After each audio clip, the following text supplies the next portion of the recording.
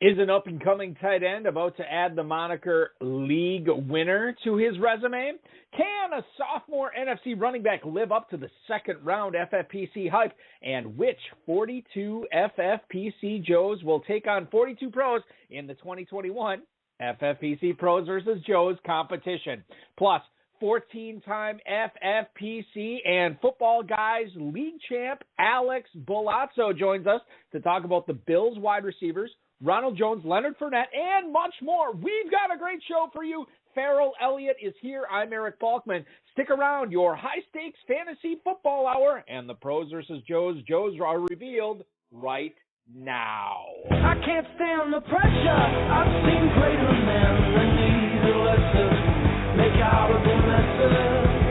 Make the headphone ring. Just 'cause it was right there in the dresser so easy. Up, kiss me, squeeze me.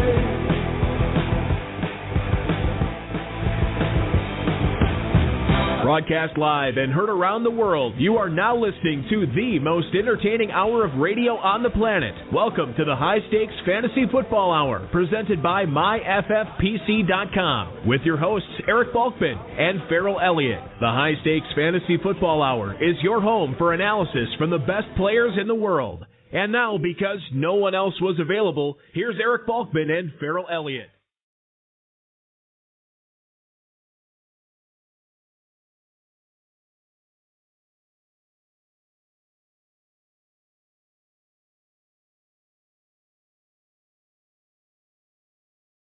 Good Friday evening to you all. Thank you so much, Rob. Thank you to the Quiet Hollers for our intro music tonight. Remember to check out their music at quiethollers.com. Greetings and salutations to all the Bulkaholics and for LAX. Welcome to the latest episode of the High Stakes Fantasy Football Hour presented by MyFFPC.com.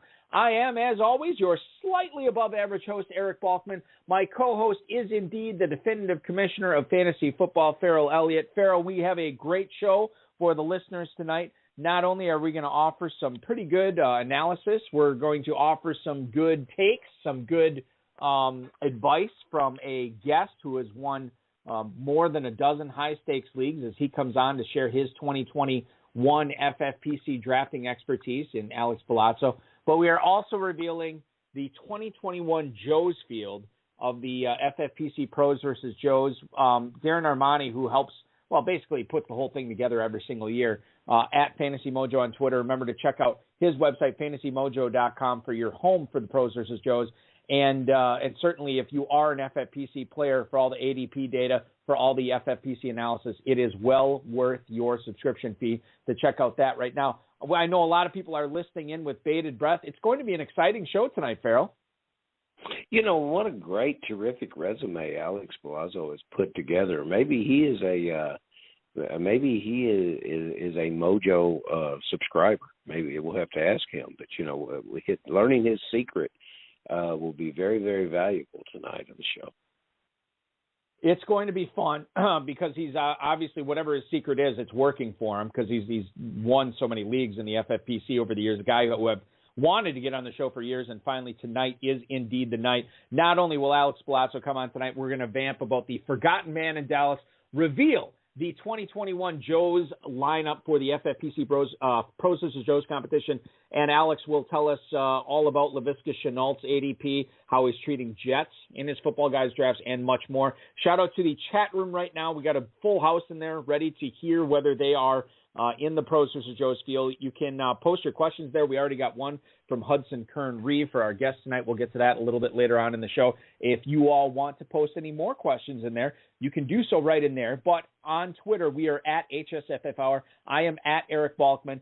Farrell is at J. Farrell Elliott. And, of course, you can check out the Kentucky Fantasy Football State Championship and sign up for their main event and for the checkered flag competition. 3 leagues to go there before that's filled up. That is at KFFSC.com. Facebook.com/HSFF Hours where to reach us. You can also chime in and talk to us tonight. 347-426-3682. That's 347-GAME-OVA. Our email is highstakesfantasyfootball@gmail.com. If you have any questions for us or for Alex, who, by the way, is on Twitter at RhinosFFB, now is the time to send them in. We're going to get to all the chat room questions, tweets, emails to the best of our possibilities. or abilities, I beg your pardon, in the fantasy feedback segment later on in the show. Thanks to our audio engineer and my best friend, Bryce, and our producer and mutual friend, Rob.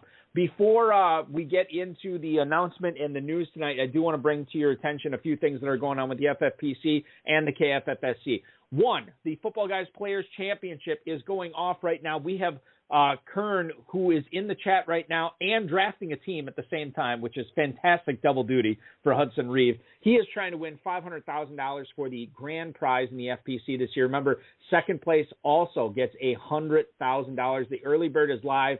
That goes for another a little bit less than 3 weeks or so. If you sign up for a Football Guys draft prior to June 30th and draft it before July 15th, you will get a free FFPC $35 credit. You can do that up to 3 times. So that is essentially $100 plus in free FFPC teams if you take advantage of that.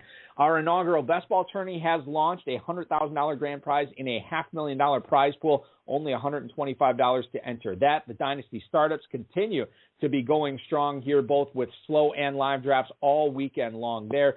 Best ball drafts open. You can start off, if you've never played in the FFPC before, you want to dip your toes in. No more lukewarm, temperate water than a $5 Cinco de Best Ball option. That is where to go there. And, of course, the KFFSC.com is where you can sign up for the checkered flag competition, take your shot at a $5,000 grand prize there, and register for the Kentucky Fantasy Football State Championship main event at KFFSC.com for a 5-figure grand prize there as well. Compete against a lot of the people who are in the chat room tonight, myself included, in that competition. Thanks to Football Guys, Draft Sharks, NBC Sports Edge, and Rob for tonight's Fantasy Flash. Farrell, we're kicking it off with the news of the week. No, it has nothing to do with Aaron Rodgers. It has everything to do with Julio Jones and the Tennessee Titans. Ian Rappaport broke the news that the Falcons traded Julio Jones and a 2023 sixth-rounder to Tennessee for a second-round pick next year and a 2023 fourth-round pick. There is also likely going to be a late second-round pick and a swap on day 3 for Julio Jones, as the Falcons were unable to get a first-round pick for the perennial Pro Bowler. Now, Tennessee is not going to be able to sign or essentially bring in Julio Jones' full $15.3 million salary as was signed by the Atlanta Falcons. There's probably going to be some restructuring. There could be a cutting of a player, some restructuring for some other players. But in any event, when it's all said and done, when we go to week 1 of the NFL season, it's going to be Julio Jones and A.J. Brown on the outside as opposed to A.J. Brown and Corey Davis last year. Don't forget, Derrick Henry is in the backfield. Ryan Tannehill is going to be the quarterback for the Tennessee Titans, a more than capable quarterback. Farrell, when you look at Julio Jones, now that we finally know his landing spot, I'll bring this up right now, FantasyMojo.com, over the past 5 days in the Football Guys Players Championship. This is mostly after the trade has been done. Julio Jones is now wide receiver 15 in the mid-4th round. He is going right after Allen Robinson, right after Amari Cooper, right before Robert Woods, right before Mike Evans. Does that feel like the right spot where high-stakes drafters have settled on Jones, or should he be going higher or lower in your expert opinion? There's a lot of good receivers in the draft this year, Balky, but Jones should be going higher. And I think when people have time to think about this, they're going to understand what it means to the Tennessee Football Club to have him in the league or have him in with the team and to have him playing in concert with Brown. It's going to be a change of direction for this football team. It's going to look a little bit different than what we've had before. Rappaport went on in his commentary to say something about the fact that Tannehill is not the ideal match for Julio Jones. Something about the deep ball and accuracy and that kind of thing. I don't think Ian has been doing enough homework. He does a lot of contribution to media, and so, he doesn't get to flesh it all out. Tannehill is an excellent deep ball thrower. 2019, he was his target accuracy was in the top 3 in the league. He dropped to the middle of the pack last year. But with Julio Jones, if you want to see who exactly Julio Jones is and how he can help a quarterback and how he can get down the field, you only have to look at one play. You can go to YouTube. You can put in Julio Jones, great catch versus the Patriots. And it'll come up. There's a play in there where Matt Ryan gets flushed from the pocket. He's running forward towards the line of scrimmage. He throws the ball over Jones's head, and what would have been over any other receiver's head in the league. And Jones makes the most incredible catch. And he does that in some way to rescue his quarterback all the time. This is one of the greatest players that we've ever witnessed in the league. He should be higher than a mid-fourth round pick. I'm just bringing it up right now, Farrell, that you bring up this Julio Jones catch, and I'm watching it. That is an insane display of athleticism. I watched it in real time, I looked at it and I was like, there's no way that's a real catch. Yeah, it was legit. It's real, and it was spectacular. No question there with Julio Jones. The other side of this coin, the coin I'll bring up here is since this trade, Calvin Ridley has shot up draft boards as we knew he would, but he is now going at the 206, Farrell. He is wide receiver 3 behind Tyreek Hill and Stephon Diggs. He has moved ahead of A.J. Brown, DeAndre Hopkins, and Devontae Adams. He's now wide receiver 3, and I understand the target share is going to be a much bigger now with basically him, Kyle Pitts, and Russell Gage as the main pass catchers in Atlanta. Is that too high? Is that a spot you'd be comfortable taking Calvin Ridley? I just drafted him in the checkered flag in Kentucky, probably like a week or so ago, maybe a little bit more than a week, and I feel like I got a pretty good deal on him there in like the 4th round, assuming that Julio Jones would be moved. He's coming off the ankle surgery, which we found out was the reason he wasn't participating in minicamp. Calvin Ridley, wide receiver 3 at the 206. Is that a player you want to be in business with when that's the price tag that comes with him? Not with that price tag. Excellent player, but you mentioned the players right before him. You mentioned the players right after him. They're safer picks to me in this situation. I feel that, especially in Brown's case, with he and Jones together, and if you can get in a situation where you get both those receivers, I know they've got a bye week that's a bit problematic, but if you can get both those receivers on your roster, you've got a way to foil a lot of great fantasy matchups throughout the year. So as far as Ridley is concerned, probably not for me, especially with these injury questions. As we move towards the FFPC main event, as we can see how he's physically moving and what this offense actually looks like, then I'll probably feel a little better about Ridley. But right now, I just think there's better options with less question marks. Guys, we are about 2 minutes away from revealing the 2021 Joe's Field on the Pros vs. Joe's competition here at myffpc.com. Before we get to that, one other thing I want to bring up. Dave Burkett, who covers the Detroit Lions for the Detroit Free Press, says that T.J. Hockenson is, quote, headed for a big season. This is not the only beat writer that has been chiming this or ringing this bell, as it were, as a lot of people think. Hockenson, a lot of people close to the team think Hockenson is going to have a big season.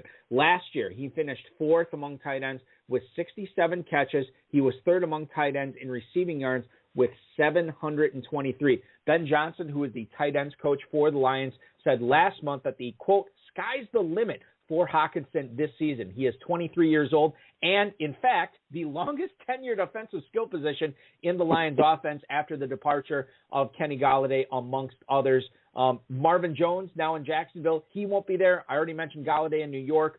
Hockenson is going to be targeted a bunch this year. And, Farrell, as we look at Football Guys drafts right now, as far as where Hockenson has been going, he is going off the board as the tight end 5 at the end of the 3rd round. Now, that is essentially almost a full round after Kyle Pitts, and it is almost a full round before Mark Andrews. So he's kind of on an island there between 4 and 6. Hockenson in the late 3rd. Essentially, if you have a late first-round pick, Hockenson is going to be going in that neighborhood for you in the 3rd. Would you pull the trigger on him there? Certainly. What you've got to look at is what he did last year at the age he is. And I'm very glad that you mentioned he's only 23 years old. You know, we're very excited about the draft we had this year. Let's remember that this was the 8th player taken overall in 2019. A very, very good tight end with more upside than he has shown. He doubled his production last year from his rookie year. So we're talking about more target share. He had 101 targets last year. That was about 18% of all the passing that Stafford had for the Lions last year. And as we go into this year, 101 targets, well, you're going to increase that. We see it. We see it with Kelsey and we see it with Waller, and everyone will tell you, well, they throw the ball to those tight ends all the time. Well, what does all the time mean? What's that number? So it's like 145 to 150. That would be an increase of 3 passes a game for this guy, which is very, very doable.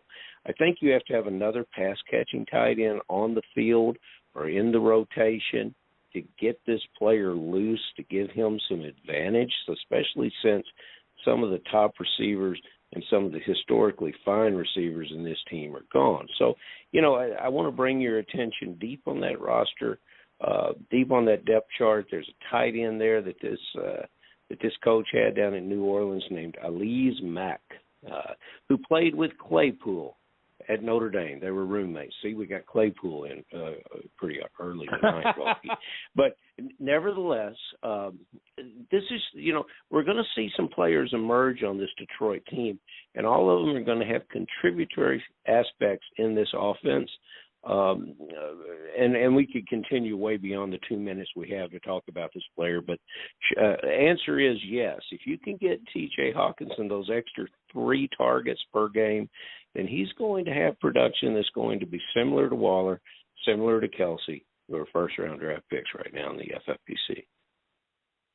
We could, and I'll tell you this right now, for anybody who's a fan of this show, we talk about tight ends quite a bit.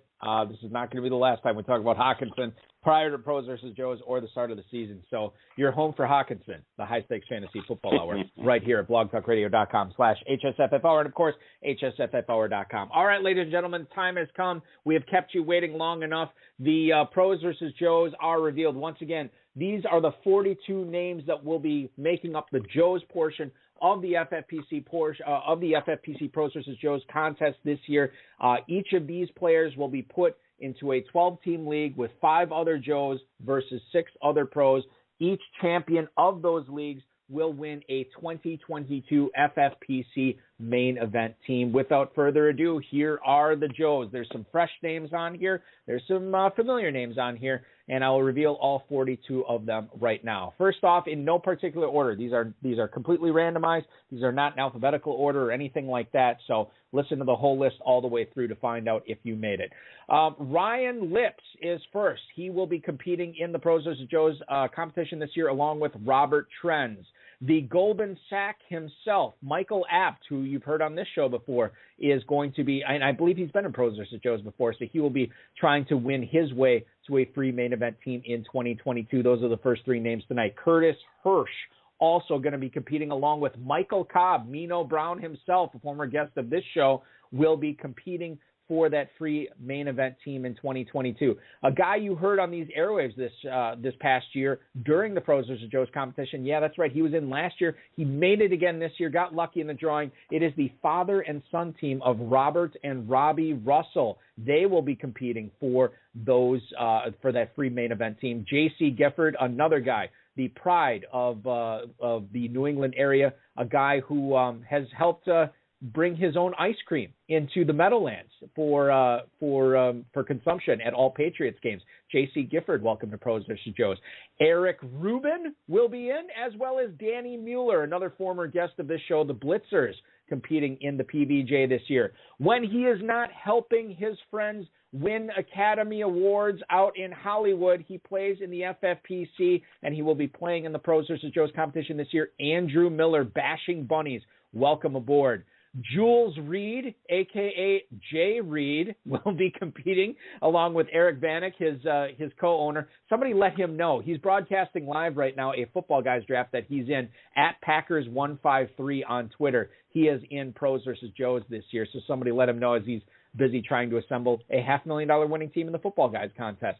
Jeffrey Berger and Dan Polner, that tandem will be competing. Another former guest of the show, Rob Vieira, is once again this year. Farrell, a duo near and dear to your hearts, the defending champions of the Kentucky Fantasy Football State Championship main event, Brad Petrie and Darren Larson in Pros vs. Joes this year. Very exciting to welcome those guys aboard. You heard him on these airwaves last week. You will be hearing his team going forward this year. Derek Kappas, welcome aboard to the Pros versus Joes competition in 2021. Monty Fan. Yeah, you know Monty Fan. He won the regular season title in the FFPC main event for the points. He's a former Bare Knuckles champ. He's won 4 league titles. He is in with Matthew Jones again this year, straight out of Whatcom. Welcome to the Pros versus Joes. Michael Guzilek and Joe Scosa, welcome into the, I believe they've been in the Pros versus Joes competition many moons ago. They are in it again this year, certainly going to be a force to be reckoned with. Mark and Amy Palmer also competing in Pros versus Joes. That brings us total to 18 so far. I'm going to fly through the rest of them because I know I'm soaking up the drama here. Jeff Tirabassi, Cornfins will be in it this year, as well as Mike Stanowski, and then John Kleinfelter and Dave Byer, Fester and friend, will be in the Pros vs. Joes contest this year. Nick Thompson, welcome aboard. Another Kentucky Fantasy Football State Championship player. It's the tandem of Jason Kahn and Aaron Laser. They will be in Pros vs. Joes. Hey, he's in the chat room tonight. He's drafting right now. Hudson Kern-Reeve, the pride of Cornell University, is going to be drafting in the PBJ. Welcome aboard, Kern. Matt Stone and Andrew Stone. Matt and Andrew Stone will also be in it. Another guy in the chat room tonight. You know him as the Rainmaker, the notorious BIP. Biplab Mandel will bring his Bitcoin franchise into the Pros vs. Joes this year, along with Edward and Mike Vu. That tandem will be competing for that free main event team. Moving on, John Flake is in. Jay Harding is in as well, along with Lev Norian. That was John Flake, Jay Harding, and Lev Norian, bringing the total to 31 teams. Keith Douglas and Steve McMahon, welcome aboard. They'll be competing, that tandem, for that free main event team, along with David Strumeyer, Beth Riches, and Michael Sheffer, the return of Ashley and Allie to the return of the Pros vs. Joes. I think Mike Sheffer's been in before. I could be wrong on that, but he is going to be competing this year.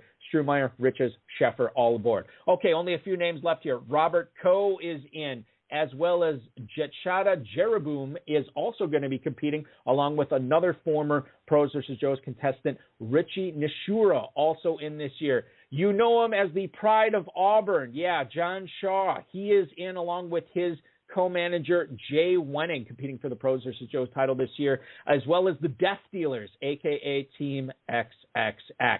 Also competing, 2 names left. It is Michael Reed, and then the final one, the Azell brothers, Bill and Don Azell. Welcome aboard to the 2021 FFPC Pros vs. Joes competition. Congratulations to the winners. To those who didn't get selected, we thank you for your support, and the winners really as well. We had a ton of names this year in the drawing, much more than we had last year. Obviously, the COVID year, we didn't have as many people competing, but we had a ton this year. We certainly thank you for your support and cannot wait to hear from a lot of these Joes as we broadcast these drafts live here on the High Stakes Fantasy Football Hour, beginning at the end of next month, or towards the middle of next month, I should say.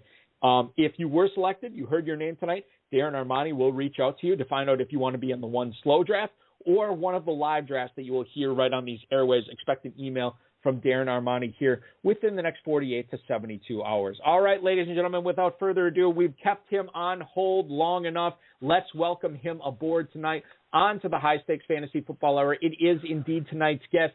He's been playing fantasy football for more than 25 years, starting with some local leagues, moving to the high stakes in the 2000s. He is a 14-time champion, including FFPC Main Event, FFPC Satellite Leagues, Footballguys Players Championship Leagues as well. And we're going to talk to him about how his drafts have been going on so far this summer. Please welcome into the High Stakes Fantasy Football Hour. You follow him on Twitter at RhinosFFB. It is Alex Bulazo. Alex, thank you for hopping aboard with us tonight. Bulky, what's up, my brother? How you doing? I'm doing good, and I have to come clean here because I said I revealed 42 names. I only revealed 41. The 42nd, it's you, my friend. You are the 42nd team into the Pros vs. Joes competition this year. Congratulations, man. You're the last team in. How's it feel? That's what I'm, dude, I got to tell you, I literally was like, what the F do I have to do? How many chickens do I have to kill? How many, chakras do I have to cleanse to get into this Pros versus Joes, bro? Oh, I'm pumped now. That's really freaking cool, dude. Oh, excellent. Yeah. Well, It worked out. I thought I'd reveal this on air once we got you on air tonight. You've never been in before, so you got to. I mean, now you got to start pumping the strategy. How do I win? How do I win PBJ? Because this is you've been drafting a lot of Football Guys teams, but as far as the Pros vs. Joes, they're all slim leagues now. So now you got to readjust your strategy, right? Yeah, but I'm kind of digging the slim leagues, man. Like I've done, I think, a whole bunch of those, the $5 ones, which are really fun, by the way. Anyone who's not jumping in and doing a $5, just to practice and have fun is crazy because it's really cool. But the best ball tournament is a slim. And I'm really digging that. I think it's a great concept. I mean, it's been interesting how in the first couple, like I've kind of changed the way that I decided to put a team together. So, I'm excited. It'll be really cool. I can't tell you how pumped I am, dude. Thank you. Well, you're very welcome. Welcome aboard. Congratulations, and thanks for your support of the FFPC. We will, I promise to the listeners, we will get deep into fantasy football analysis. Alex, you have an interesting job. Why don't you tell the listeners what you're doing out on the West Coast when you are not busy being selected into the PVJ this year? Yeah, man. I basically just eat cookies for a living all day. Like I'm staring at a stack of chocolate chip cookies right now. I actually own a wholesale bakery in the Bay Area, and I've been doing this for about 25 years. So it's pretty cool. It's I don't know. Every time I think I'm going to lose the last 20 or 30 pounds that I need to lose, or actually probably 60 pounds I really need to lose, it just doesn't happen because we're making something new. But it's a cool gig, and it's rewarding. Congratulations with that, brother, and congratulations with your resume. Here in the Thank FFPC. you, man. It's great to meet you. It's great to finally connect with you too, bro. Oh, thank you. I tell you, some guys that are going to be connecting for the first time this year will be playing for the New York Jets. I have looked at this roster, and I'm rather intrigued about it. There's new players coming in, both through the draft and through free agency, and their effect, along with the new coaching staff, that it might have on some of the remaining players is what has intrigued me. Now, it's hard to get excited about some of the Jets based on the history of the franchise, but when you begin to look at, for our purposes, in the fantasy drafts that you've been doing, that I've been doing, it becomes obvious that if these guys can play at all, they're significant bargains because they're going in the double digits and sometimes the late double digits of these drafts. So have you experienced the same thing? Have you looked at the Jets and said, hey, these are some players I can get in business with and take a shot with as these drafts move along? And if you have, who are among your favorites? Yeah, I mean, for sure. I think this year, I've moved them off of my don't touch toxic wasteland list, of players to, there's some value there, right? I mean, the reality is that I believe the Jets are going to be the 49ers East. I mean, they got Salah. I feel like, they have a lot of the same, they've got a lot of coaches that have moved over. And I really feel they're going to establish the run. They're going to be, it's ground and pound. They got a great tackle from last year. They the 14th pick or 13th pick this year. They upgraded, their guard, a monster who's just going to be a road grader. So I think they're going to establish the run, and I think they're going to not put it all on Wilson's shoulders until they can find a couple solid wide receivers. So, I mean, I know this is crazy, but, I mean, even you're looking at, Michael Carter is at, 7.4 right now is where he's going, around 7.4. I mean, you got a guy who's probably going to get the ball a ton. There's no one else on that roster who's going to carry the ball like he can. I mean, you watch him in college. This guy, he's just a really good running back. That's kind of a value for a potential running back one for a team that's rebuilding itself. And then I got to tell you, Elijah Moore, I mean, this is another kid. I mean, him and Wilson could be a really great hookup. What is he going? He's going 12.11, right, in drafts, wide receiver 56. That kid, man, I mean, if you watched him in college, he is really great. He runs great routes, great hands, catches everything out front, super tough. I mean, this is a guy who's, really could be the next Jamison Crowder kind of player in that Jets mold because, I'm a big Crowder fan and have been. But I could see Wilson and Elijah Moore connecting, rookie level coming up. They're just super, just super talented. So, if I was going to target someone in those double-digit rounds, Elijah Moore for sure. I have him in a whole bunch of places right now as it is. But even Michael Carter, that's a guy at 7.4 who could be your RB1, and you take a flyer on him if you're doing a reverse, or doing a zero running back kind of draft. Let me ask you one quick Pretty thing. crazy. What do you think? This is the FFPC.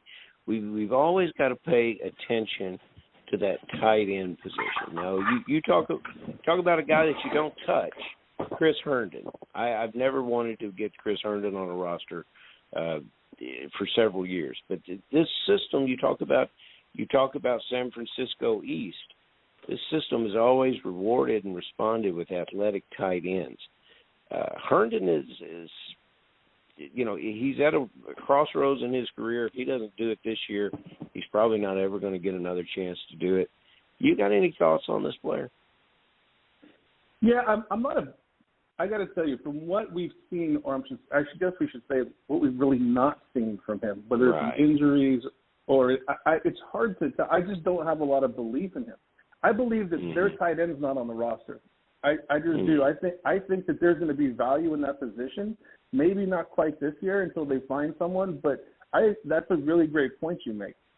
Is that they're going to need a tight end who can open things up over the middle, who can block well, and I believe if they take that same mindset, that they're going to find someone who's going to be a top 12 tight end in the next 2 or 3 years. But it's not someone that's on their roster right now. I don't think Herndon is the guy. I just don't. I think that we all think every year, oh, this is the sleeper, right? Everyone every year. New York Jets, Herndon, come on, he's going to do it. It just doesn't happen. I hope it does for him, but I mean, I'm, probably a great guy and everything. And I always hate saying someone's not very good at fantasy football as a relative, but I just think it's not going to happen with him this year. I just don't see it. Yeah, listen, I don't think Herndon or any of his relatives are listening tonight, Alex, so feel free to be as honest as possible. Yeah, right.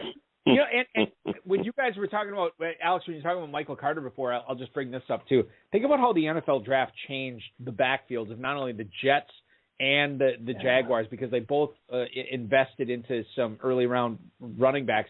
James Robinson and Michael Carter essentially going back-to-back now as running back 29 and running back 30 in the 7th round. Prior to the draft, Carter was not going that high. James Robinson was not going that low, and now they are neck and neck. Oh, it's why we love playing fantasy football, because of swings like this. Crazy. So much fun. Speaking of swings at the running back position, Antonio Gibson was a guy that was kind of a darling last year as a rookie. 6 foot, 220-pound running back out of Memphis, had pass-catching chops. Flashed last year, certainly, and I think a lot of people are drafting him based on those flashes last year. Right now, he has a 208 ADP in the Footballguys Players Championship. Alex, he is going off the board as running back 13. Does that seem like a price that you're willing to pay to get him on your roster, or are you looking elsewhere? Yeah, no, I'm not taking him anywhere in the 2nd round. I mean, he's more of a mid-3rd round pick at that point, but I'm sure. You know what? I think Washington's up and coming. I think that they're definitely headed in the right direction. He had some really great games last year, and he showed some really good promise. But you're telling me Dobbins is going at 3.5 and he's going at 2.08? I don't understand how that's happening. And then Chubb's at 2.6. I mean, I'd rather have Chubb all day if he drops a couple. So I just don't think – I think he's got to prove himself a little better, and I just don't think that team is there yet. I think that also he was never a big running back. I mean, he was kind of that hybrid guy in college, right? So it'll be interesting to see if he really becomes more of a, the predominant runner this year for Washington. If they really say, okay, look, we saw some last year, you did some great, let's really give you the rock this year and see what can happen. We got Fitzmagic under center, so we got a guy who we feel comfortable in. They're not going to, they're going to be a little more, relaxed here. So I just don't see it. I just don't. I think I need to see a year before I pay anything, a little higher than a mid-3rd round pick for him. Alex, let's stay in the AFC East. Last year when I joined Balky on the program, not too far into the season, we talked about how Gabriel Davis was going to step up and usurp the position away from John Brown with the Buffalo Bills, and he did. And I thought this was that this player had a clear path to snaps, touches, targets, everything he needed to be a success in the Bills' offense. And then in free agency, we immediately hear one of the first deals that come in out of Buffalo was that they signed Emmanuel Sanders, who I have a great deal of respect for and was impressed with what he did in New Orleans. We know that Diggs' marvelous season last year can't get any better. Beasley is in the mix too, and played bravely and courageously on his way to 90-plus catches. And so, where does that put Gabriel Davis? I'm in a football guys slow draft right now, and I can get Gabriel Davis in the 15th round. Should I? Dude, I am all over Gabriel Davis this year. I love this guy. No joke. I've drafted, in all the leagues I've drafted so far, I have him on, I got to say, like 75% of my teams, 80% of my teams. I think, just saying, I think he's going to be the number 2 wide receiver on that team behind Diggs, behind Josh Allen's MVP year. I think this guy is prime. Again, you look at the eye test on Gabriel Davis, he's young, he's fast, he catches everything out front again. But, I mean, his average yard per catch last year, I don't know in front of me, was like 18 or 19 yards or something crazy. He has a good rapport with Josh Allen. They don't they don't run the ball. I mean, Josh Allen just, every once in a while will hand it off, but he's going to throw. Emmanuel Sanders is awesome. He's going to bring a lot of character to that locker room. I remember reading a lot about what he did in San Francisco. Players are going to love him. Beasley's a solid player, but, man, I feel like every year he's on the precipice of being knocked out for the year, right? There's always, you hear a report, right, this feeling. I think Davis jumps into that 2 spot, buddy, and I think he finishes second in fantasy points on that team behind Diggs. God forbid something should happen to Diggs, I think he jumps up number 1. I think he's actually a better deep threat than Diggs with the way that he runs his routes. I think Diggs is a far better overall receiver, but Gabriel Davis is undervalued. You watched him play last year; he's going to be special. Very good. Talking with Alex Bulazo, the 14-time FFPC main event, FFPC Satellite and Football Guys League champion, and 2021 Pros versus Joes. Joe, very excited to welcome you aboard, Alex. Can't wait to cover your drafts coming up in July. It's going to be a lot of fun. And I think as we look forward to it, I think that, one of the things that is not only going to decide Pros versus Joes this year, but maybe decide some main event and Football Guys leagues is getting the Carolina Panthers receivers right? You have DJ Moore there, who I know has been a darling for a lot of players. Robbie Anderson was a massive get for anybody who got him late last year. He definitely outperformed his draft spot. And then, by the way, don't forget Terrace Marshall, who was welcomed aboard by the Panthers this year in the second round of the NFL draft. A lot of people thought he'd be going in the first round. He goes to Carolina now. You look at Sam Darnold tossing him the rock there. And by the way, when I ask you this, preface it, letting you know where these guys, and you probably already know because you've drafted so many Football Guys leagues, but for the listeners, this is where these guys are going in the draft right now. DJ Moore, wide receiver 20 at the 412. Robbie Anderson in Football Guys drafts right now, wide receiver 35 at the 709, and then you have Terrace Marshall, wide receiver 65 at the 1504. When you consider the draft capital, Alex, which Panthers receiver would you have among those three, Moore, Anderson, and Marshall? Well, let me just say this. Robbie Anderson had what a quote-unquote bounce-back year last year, right? And the reason it was a bounce-back year is his previous quarterback never threw him the freaking ball. And it just so happens his previous quarterback is his new quarterback. So I don't necessarily – I'm not on board with the whole Robbie Anderson thing because they got Darnold back, who somehow is like it's that plus and plus thing. They just bounce off each other apparently because he won't throw him the ball, right? So at this point, I'm not excited about Anderson at 7, right? Terrace Marshall, I think, could be a great pickup at 14. I think he's going to move up a little bit. But I got to tell you, DJ Moore at 412, I think is a great pick. I think it's a value pick. He was going, remember last year, guys? He was at like 310, 311 last year. He didn't have that great a year. But he was still wide receiver 25, at the end of this. And I've got to tell you, man, I think he's a guy who you start talking about, if you build the right roster in your first 3 picks, right, say you come, you got a couple good running backs and then you get a wide receiver or a tight end, he's the guy who, as a wide receiver, I think he's a top 12, top 13 wide receiver this year. I got a great feeling that Darnold loves his Jamison Crowder type of guy, right? I mean, that's why Jamison Crowder was so good. Darnold is not going to be the guy who airs it out. He's going to look for his 10, 12-yard outs and, guys across the middle who aren't scared. That was DJ Moore written all over it. I think he becomes kind of Darnold's safety blanket, and I feel I can see him getting 90, 95 catches this year.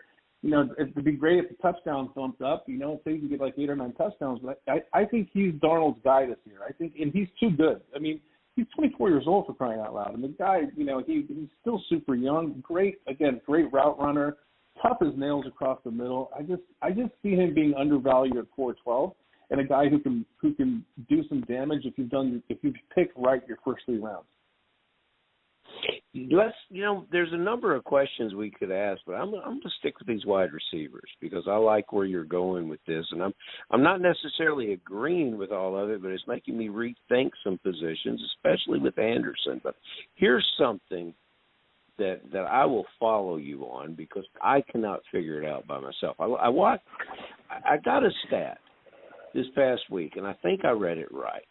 30% of the targets between last year with the 49ers, and I know last year was last year, and a Duke's mixture of quarterbacks, and a lot of things are different this year, but 30% of the targets to Ayuk and Samuel at the 49ers were behind the line of scrimmage, which was just the strangest stat for me to possibly read.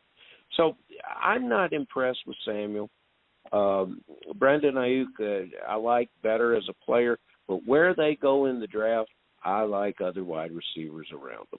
And I want to get your opinion on these two guys as what's going to change because it more than there's so many unknowns about the 49ers as to what they're going to do. I think this is the most interesting preseason team that we'll see what happens with the quarterback position. But try to grab into your crystal ball and tell me what we should do with these two players. Am I just missing out on them completely?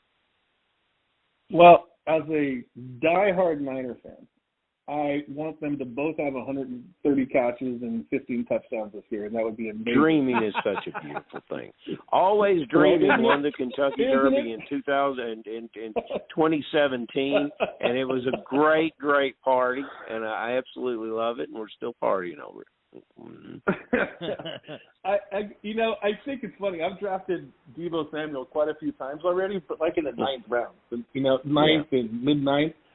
I don't disagree with you. I think your take is really solid. They're both great receivers. Shanahan loves those. You snap the ball, but he takes 3 steps back. They do almost, they do this wide receiver screen, quick pass. It's basically a long handoff, right? It's going to be interesting if Trey Lance ever takes, or when he takes over, not ever, when he takes over and see if they kind of open up the playbook a little bit and they start doing more rollouts and they let him kind of air it out. I think you might see a little more, but I guys like, I know we're going to talk about them, but guys like, Chenault and Curtis Samuel, I think have more week-to-week upside than Deebo and Brandon Ayuk because the Niners just love to run the ball so much, and they're so good at it, right? So if you're in a best ball league, right? So sure, I have no problem taking Deebo at 7 or Brandon Ayuk late in the 6, which you see him go sometimes late 6, early 7.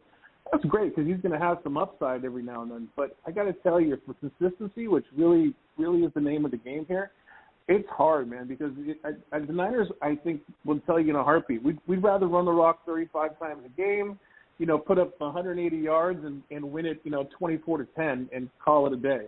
So I don't disagree with your thought process there. I do think that if I had to choose between the two, I think Deebo presents some way more value 2 rounds later than Ayuk does at this point. And the guy, if you watch him play, man, he's the kind of guy, he just wants to run through you. He's no fear, great hands. Those end arounds, he's great with. So he's a solid player. I just think that the wide receivers in general always seem to be underutilized in the Kyle Shanahan playbook. I just think they want to run and then they want to, target them 5 or 6 times a game just to, mix it up. Alex, our first listener question tonight comes from a guy you'll be competing against, at least for the overall competition in the Pros vs. Joes Challenge. It is Hudson Kern-Reeve. He wants to know, he's requesting this of you, evaluate stability of Mike Davis as a pick this year, and inversely, is Javian Hawkins worth anything? So Mike Davis, ostensibly the starting running back for the Atlanta Falcons, going off the board as running back 23 in the Football Guys Players Championship over the last 5 days. That's at the 502. And as far as Javian Hawkins goes in Football Guys draft, running back 53 at the 1303. Your thoughts, Alex, on those Falcons running backs?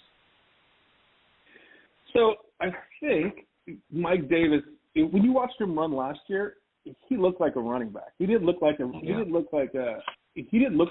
who was like, okay, I got to fill in for the lead guy, and you're going to see, some significant drop off. And yeah, of course McCaffrey's special, but Davis looks good. And I got to tell you, I think that he's got 1 or 2 years as the lead back coming in. I'm a little worried about, the defense of the Falcons. How much are they going to run? How much are they going to try to, give him the ball, especially with, Pitts and Ridley engaged, which I think is going to have a great year. But I think he's definitely undervalued if you are drafting him in the 6th round, late 5th. I think he's a guy who could be a great second running back on your team if you've locked him up in the first and decided to go with wide receivers and tight ends, or maybe an early quarterback, and you get him as your RB2. I think I think that's a league winner if he hits, for sure. I got to tell you, man, in terms of Hawkins, I don't know. I mean, I'd love to answer that question. I don't know enough about him. I don't think, based on the Falcons, though, every year in the last 4 or 5 years, like Gurley last year, their backup running backs don't ever seem to provide value. That's how I've seen it over the last 4 or 5 years. They just don't. It's either their lead back who's going to give you numbers, or their backups just, come in, they take a handoff. They don't have a system which someone jumps right in and then takes over those numbers. But I think Davis is the kind of back who's far more special than who they have on their roster at this point to do something to give you that value. But Hawkins, again, I don't have faith in the backup running back system of the Falcons because we just haven't seen it. Alex, you just touched on it earlier. Let's talk about Laviska Shenault. He had a good mini camp by all accounts. All the beat writers that were in Jacksonville watching him catch passes from not only Trevor Lawrence but Gardner Minshew as well. Now you look at where he's going in Football Guys drafts again over the last 5 days. Wide receiver 42 at the 907. In your opinion, are FFPC drafters sleeping on him a little bit right now to let him go that late in drafts? Oh, for sure, 100%. Again, he's another guy that I'm targeting in all my drafts. If you're telling me I've actually gone less wide receiver heavy, knowing that I can get a guy like Shenault in the 9th and Samuel in the 8th, and Gabriel Davis in the 14th. I don't want them to be my main wide receivers, but as wide receiver 2s and 3s, I'll take those guys all day. I think he's the best receiver on that team. I know DJ Chark had his kind of breakout season, so to speak, a couple of years ago. But I think he's the best receiver. I mean, I watched him play a lot at Colorado. I live on the East Coast, and I see a lot of the Pac-12 games. He was a monster, man. He caught everything, contested balls, he could run, no fear, fast, great breakaway speed. This is a guy who I think, someone like a Trevor Lawrence, super young, he's going to rely on him. He's going to be his safety blanket, to use that phrase again. And I just think he's the best wide receiver on that team. And I got to tell you, Jacksonville's going to suck this year. So he's going to throw the ball. So if they're going to throw the ball, they got to throw it to somebody. So this is a dude who can get 8, 9, 10 targets a game. If he puts up 5 for 50 and a half a tutty a game in the 9th round, I'll take that all day. Well, there's some running backs that you can take all day because they're going late, and they're all in the Tampa Bay Buccaneers backfield. I very much like your insight on Davis here. So I want to ask you about this backfield, and I want you to particularly focus on Jones, because I spoke to a drafter the other day, and he's asking me for some advice, and I said, well, what about Jones? Jones is, of the players that remained available to him, Jones had 300 more rushing yards last year. He's a 23-year-old guy, 978 rushing yards, 7 touchdowns. He got in the doghouse with the coach because he fumbled a little bit. What a great upside I see for this player based on where he's going. why are there so many Jones haters or Jones undervaluers playing in the FFPC, and are you one of them? Well, I think there's a lot of yummy Kool-Aid out there that people drink, right? It's called Leonard Fournette, and number 4 draft pick, and they're not gonna give the ball to Jones, and especially now after Fournette had this monster playoff run last year. Right now, it's like, well, we re-signed him. We're going to run it back. We're not going to change anything. I'm on board with you, man. Again, you watch Jones run, and any time you watched him run last year, that dude puts his shoulders down, his head down. He is running with force. He's always leaning forward. I think he has to clean up some of his ball handling out of the backfield. I think that was a big one, man. I think Fournette was, and it surprised me, but he caught everything that Brady threw to him, on those little dump offs and. Swing outs, and I think Jones had a little trouble with that, and so I think that was one aspect of it. But I don't get it either. I mean, the guy's going 2 rounds later. You can get him what? I mean, I'm looking at my thing here. You can get him at the 9th round. I mean, to me, that's crazy value for a guy who could put up. I mean, the way that they're going to play this here. Let's look at this. Right, that division's trash. I mean, you got the Saints who are rebuilding. Sure, they're going to probably be, 9-7, 9-8. You got Carolina who maybe, if they're lucky, break 500, right? I mean, you got these teams where they can literally play and sleepwalk into the playoffs. So they're going to rotate their running backs, and if they really believe Fournette's the guy for the playoffs, they're going to rest Fournette the last 4 to 6 weeks of the season and give him some limited snaps. And that means Jones is going to get the ball. And if that means that Jones is the guy who could be your FFPC playoff winner. If he's getting the touches in those final games, they're kind of relaxing on some of these guys. I just think that he's just so undervalued because people they hear that, he's in the doghouse and, he's in front of Fournette and Brady doesn't like to throw to him. Yeah, but he performs, man. Watch him run. The guy's a stud. My favorite stat, Alex and Eric, that I love about those two players is Leonard Fournette, average yards per carry last year, 3.6. Jones, 5.1. That sells me exactly what has to happen there. I agree. All day. And I think that I'm sorry, go ahead. No, go ahead, Alex. No, I was just going to say all day. I think he's just as good of a runner, not quite as good of a pass receiver. Hopefully he works on that, but the problem is if you're in a best ball, like the best ball tournament, I've done this a few times where I've taken Fournette and Jones back to back in late 7, early 8, and just called it a day, right? Because it's best ball. I don't care which one does well, just give me one, right? Because they're both whoever's playing is going to. Catching passes out of that backfield is going to be very important. How much of it is Bernard going to get? Yeah, that's another good point, Alex. I think he gets more than people think. I think he gets more than people think because I think Bernard, he's been kind of an underappreciated guy for years too, right? I mean, he just performs. But I will say this: Bernard is not going to be the guy who's going to. They're going to be ahead. They're going to be a great team. They're going to win most of their games. They're not going to be worrying about swing outs as much. I mean, if they're behind for whatever reason, sure, or even on 3rd down, 3rd and 10, you want to swing it out. He can block in the backfield, but I'm not as worried about him. I mean, honestly, it's the first 2 downs we want. And with the way that line played last year and the way that they scripted everything last year and as good as they can play, whoever's running the ball, they can go for 90 or 100 and 1 or 2 every game. So I'll take Jones at 2 rounds later than Fournette. I think he's just as good a runner. Anybody who listens to this show knows that and I think this is the reason why Giovanni Bernard has been so underappreciated. Former co-host of the show, Dave the Dizzle Gerzak, when Giovanni Bernard was coming out of North Carolina, Dizzle said, I won't draft him. I said, why? He said, Giovanni Bernard's ass looks weird. So he would not take him in a dynasty draft. He would not take him in a redraft league. And ever since then, guys, he has been underappreciated because of his weird-looking ass, which I happen to agree with after time has passed. Alex, Earl's got one final question for you. I do want to get to one email here before. Just say this. Hold on. I was just going to tell you that if I got hit 400 times in the ass while I played football, my ass might look a little funny, too. So I think we got to cut him some slack. Well, the Bengals certainly gave him that slack, right? And they took a chance on him. He was really good for a couple of years. And every time he's been out there, he's played well, for sure. All right, so one email I want to get to here, Alex, before Farrell asks you one final question. And thank you so much for staying with us a little bit extra tonight. Certainly appreciate it. Yeah, Chris man. in New York, right?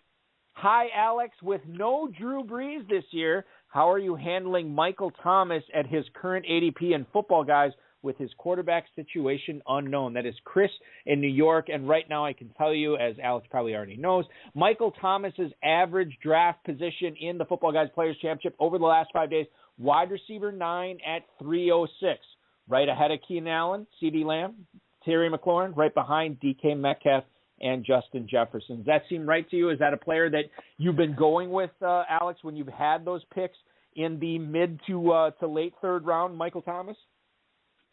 I think the only time I've drafted him is when I was on auto draft and I forgot, to be honest. I just think this year I'm staying away from him as much as I love the player. I think, I don't trust Taysom Hill to throw the ball. Jameis Winston, him, the famous 30 for 30, we're not talking the ESPN series. We're talking touchdown interception. I just don't necessarily feel that at the price you have to pay for him that there is going to be a return there with so much, with so much trying to figure out the quarterback position. So I'm not touching him. I stay away from him. I think there's other guys. I'll take an Allen Robinson. I'll take a Terry McLaurin. I think if DK Metcalf falls to that spot, I'll jump all over him. Before I take Michael Thomas. Farrell, final question, my friend. That being said, Alex, there's a player that you don't take just because there's so much talent around it. It makes it an easy decision. Tell me a player that you're avoiding that you could get later in the draft, that you see a lot of heat, that you always see drafted, that you always look past. And then tell me the sleeper that you would like to get for, I'm here in Louisville, Kentucky. Javion Hawkins is a sleeper for a lot of guys that know him from here where he played college football. Do you have a sleeper, some of these excellent West Coast players, either a destination there as a draft pick or a free agent signing, or guys that you saw play in the Pac-10, Pac-12, whatever we're calling it nowadays? Just a guy that you could really help us out with. Well, as much as it pains me to say, I never draft Joe Mixon.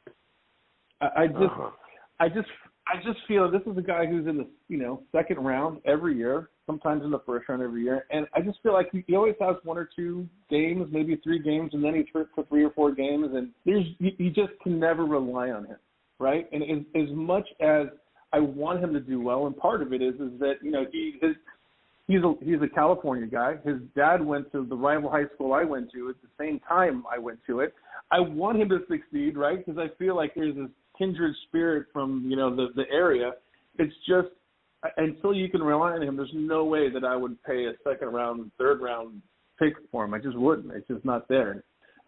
Hopefully that changes this year. Hopefully he puts together a full season where, it's consistency, not a couple big games and then where are we for 5 or 6 games. So he's one guy for sure. And conversely, a deep sleeper there would be Chris Evans, right? Guy that got drafted by the Bengals, right? This guy has an ADP of $1.5 million right now, it feels like. And I tell you, man, I believe he's the next Giovanni Bernard this year. I think that he's going to come in on third downs. I think he can catch the ball really well.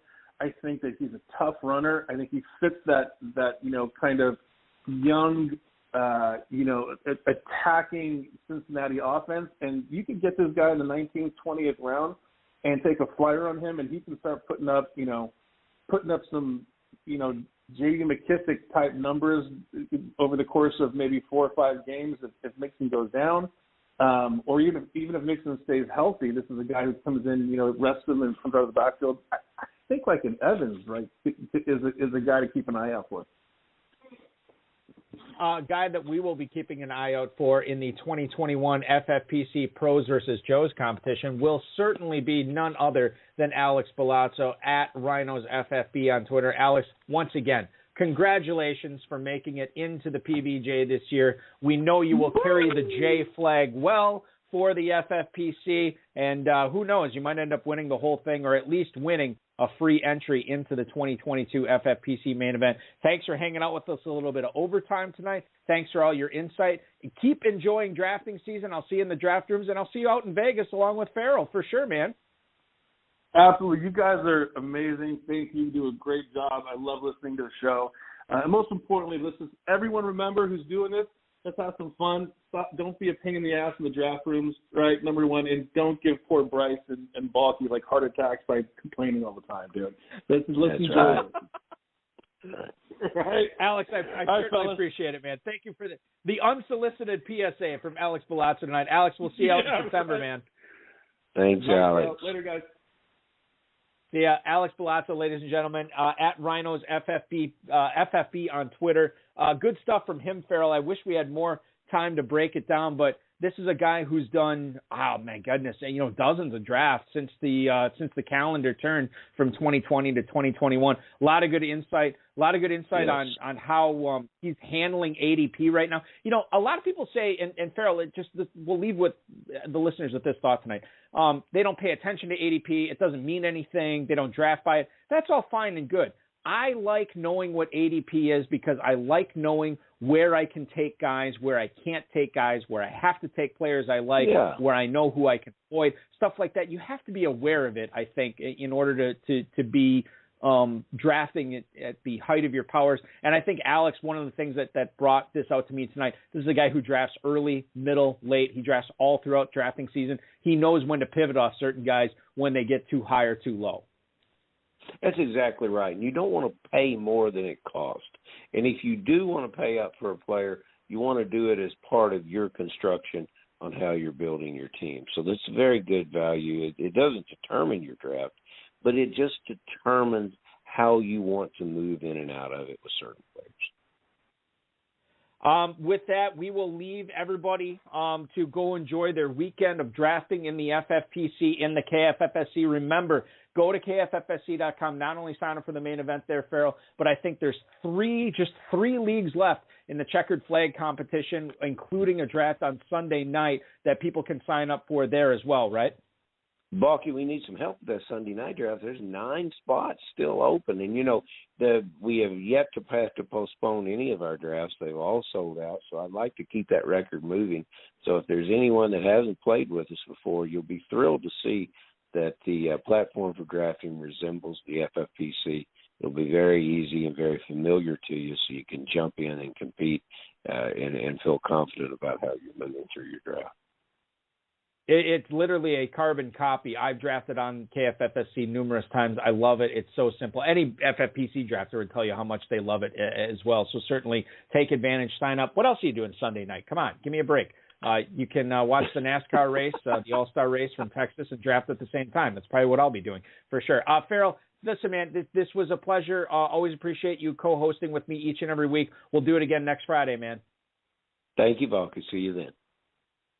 Follow Farrell on Twitter at jfarrellelliott. Follow the KFFSC on Twitter at KFFSC, and follow or register for leagues at the Kentucky Fantasy Football State Championship at KFFSC, KFFSC.com. I can't talk tonight. Probably because Alex and Farrell were doing so much of the talking tonight, I forgot how to do it.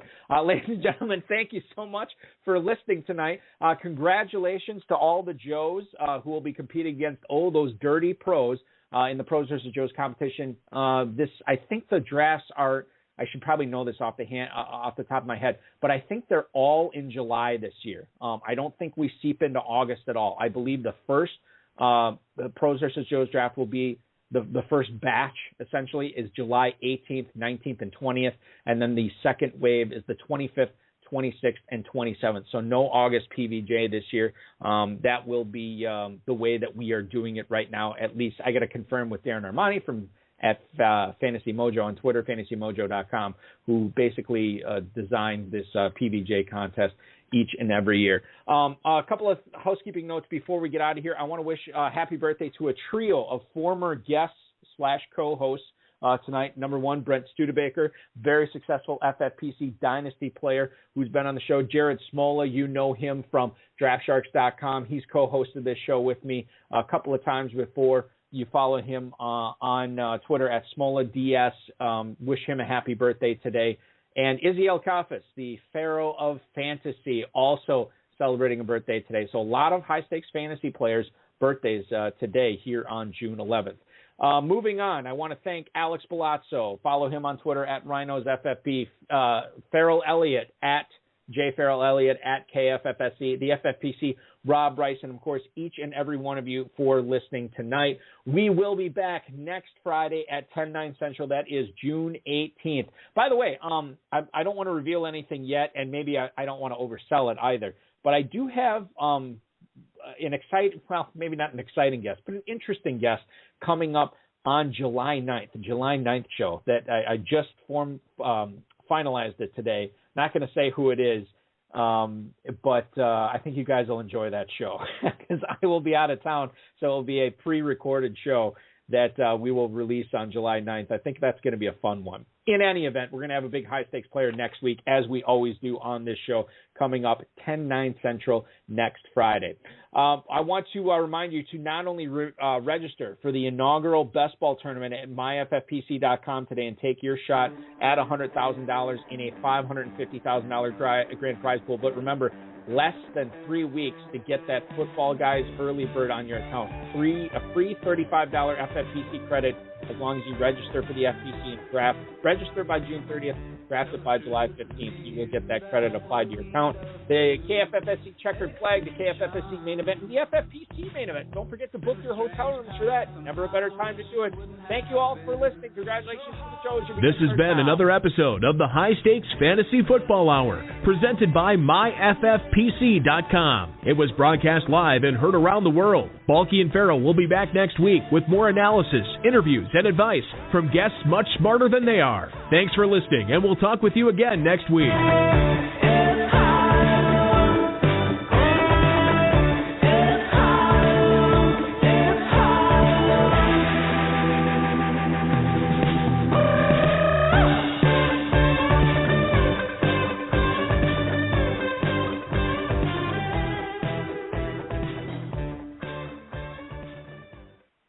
In all seriousness, ladies and gentlemen, I do want to thank everybody who signed up. Remember, everybody in this FFPC Pros vs. Joe's drawing registered their team, or at least a deposit on their team for the FFPC main event, whether they're drafting online or live in Las Vegas, which Alex Bulazo, tonight's guest, will be doing. I want to thank all of you for doing that. It was a wild year last year. You guys continued to support the FFPC, which we love. And the support this year was even more monstrous because I think a lot of people, and I've touched on this before, and listen, you want to draft at home, that's fine. You want to draft live, that's going to be great too. I think we're going to have a huge, huge turnout in Vegas. That party, the pregame party on Thursday night, is going to be off the hook. It is going to be a wild time in Las Vegas this September. So thank you so much for your support of the main event. Good luck in all your drafts this weekend. Congratulations to the Joes. And we can't wait to bring this live pick-by-pick draft coverage, me and Farrell, starting in mid-July. Thanks so much for listening, everybody. Have a great weekend, and we will talk to you next Friday.